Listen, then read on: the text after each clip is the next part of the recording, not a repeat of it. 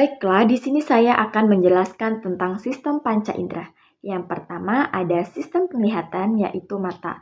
Nah, di dalam mata ada beberapa organ. Yang pertama ada sklera, ada iris, ada kornea, ada pupil, ada koroid, ada retina, ada aquasumor, ada lensa, ada otot siliaris, ada pembuluh darah, ada saraf optik, ada bintik buta, ada vitreotis humor, ada otot penggerak mata, ada kelenjar mata, ada kelenjar air mata, upper duct, otot siliaris fokus lensa, ada kornea, ada konjungtiva, dan ada koroid sklera. Nah, organ-organ tersebut memiliki fungsi tersendiri. Yang pertama yaitu fungsi sklera, yaitu mempertahankan bentuk bola mata dan melindungi bagian di dalam mata, yaitu retina dan lensa mata. Selanjutnya, fungsi aquasumor, yaitu untuk membantu penyaluran nutrisi dari jaringan-jaringan di mata. Selanjutnya, fungsi lensa, yaitu memfokuskan objek yang dilihat oleh mata. Selanjutnya, fungsi otot siliaris, yaitu mengontrol penyesuaian mata untuk melihat objek dengan jarak yang beragam dan mengatur aliran aquasumor ke dalam saluran sel. Selanjutnya, fungsi iris, yaitu pemberi warna, dan iris terdiri dari otot yang membantu pupil untuk dapat membesar dan mengecil jika terkena cahaya. Selanjutnya, fungsi kornea, yaitu membiasakan atau membelokkan dan memfokuskan cahaya yang masuk ke mata. Selanjutnya, fungsi saraf optik, yaitu meneruskan sebuah rangsangan cahaya hingga ke otak. Yang selanjutnya, fungsi pembuluh darah, yaitu mengalirkan darah ke seluruh tubuh. Yang selanjutnya, fungsi kelenjar air mata, yaitu melembabkan dan menutrisi mata.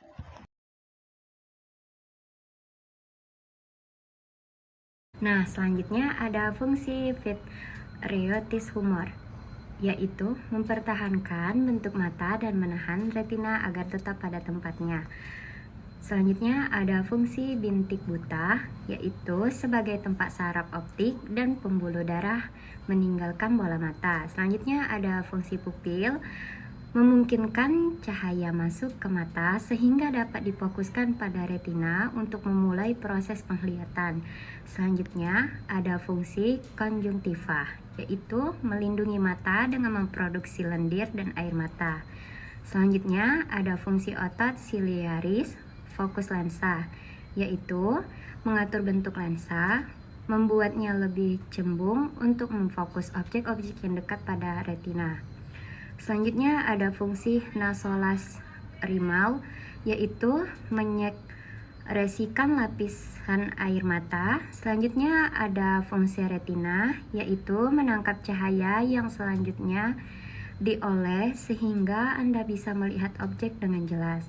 Selanjutnya ada fungsi koroid, yaitu menyuplai darah dan nutrisi ke retina dan seluruh bagian mata. Yang terakhir ada fungsi kelenjar mata, yaitu menyekresikan lapisan air mata. Selanjutnya kita memasuki sistem penginderaan, yaitu sistem pendengar. Nah, di sini sistem pendengar ada yang pertama 3 saluran setengah lingkaran, yaitu tulang landasan, tulang martil, daun telinga, saluran telinga, gendang telinga, saraf pendengaran, rumah siput atau koklea, tulang sanggurdi, saluran eustasius, yaitu ada telinga luar, telinga tengah, dan telinga dalam. Ini ada fungsi-fungsinya. Yang pertama ada fungsi daun telinga, yaitu membentuk menjaga keseimbangan dan menghangatkan telinga. Yang kedua ada fungsi rumah siput, yaitu menghantarkan getaran suara, menerima sinyal getaran suara. Yang ketiga ada fungsi gendang telinga, yaitu mendeteksi getaran gelombang suara yang masuk, kemudian mengubah getaran tersebut menjadi impuls saraf untuk dihantarkan ke otak sebagai suara.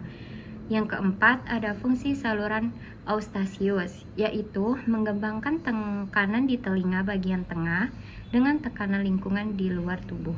Selanjutnya, fungsi saraf pendengaran menghubungkan reseptor bunyi dengan otak. Selanjutnya, fungsi telinga luar mengumpulkan suara dan menyalurkan ke saluran telinga. Selanjutnya, fungsi telinga tengah. Yang pertama, menghantarkan sambil menguatkan dan melemahkan energi bunyi yang ditangkap oleh gendang telinga menuju ke telinga bagian dalam. Yang kedua, menyesuaikan tekanan udara antara telinga tengah dengan tekanan udara luar. Selanjutnya, fungsi telinga dalam. Tempat diubahnya gelombang suara menjadi sinyal listrik atau impuls saraf.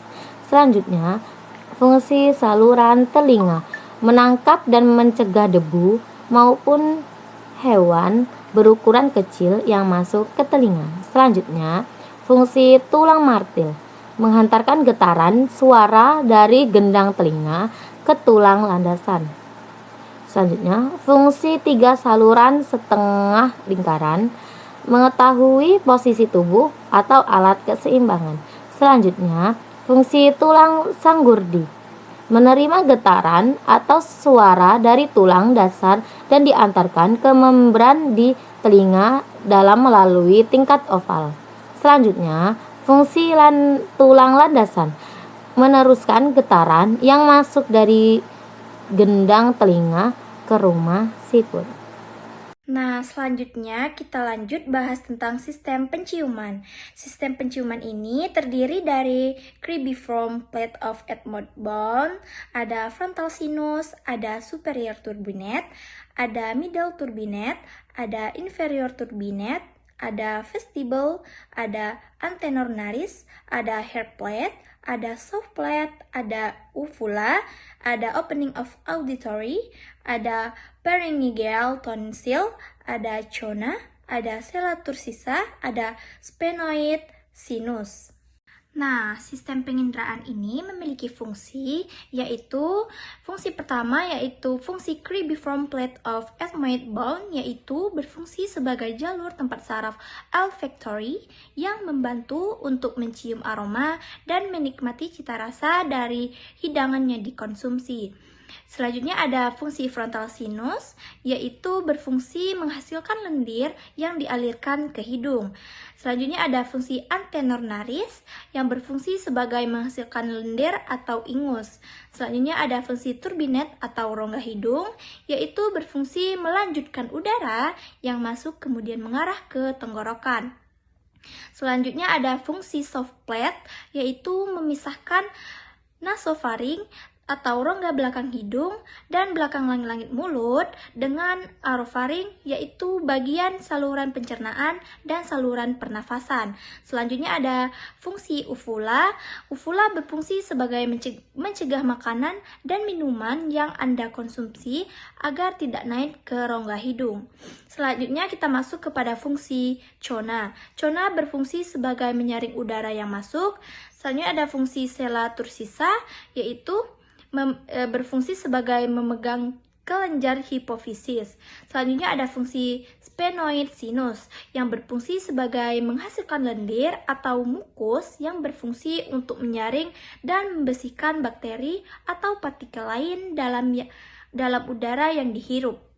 Selanjutnya kita masuk pada fungsi nasal vestibule, yaitu menangkap partikel-partikel seperti debu, pasir, bahkan serangga agar jangan sampai masuk ke dalam tubuh lebih jauh lagi. Selanjutnya ada fungsi hair plate, yaitu membantu proses pencernaan makanan dan mencegah makanan naik ke hidung. Selanjutnya ada fungsi opening of auditory tube, yaitu berfungsi sebagai menyamakan tekanan di dalam dengan di luar telinga. Dan yang terakhir, fungsi dari pharyngeal tonsil, yaitu sebagai salah satu pertahanan tubuh yang memerangi infeksi.